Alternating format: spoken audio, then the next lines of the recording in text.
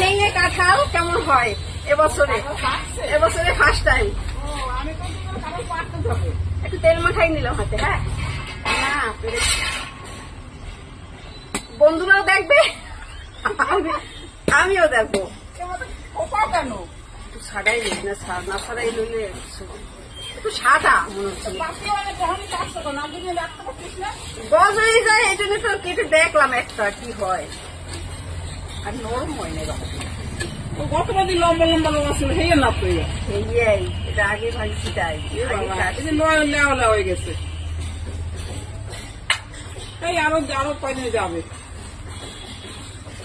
খাইতে চোখে আমার এখন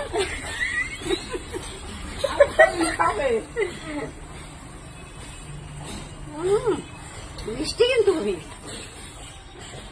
আমার বড় বড়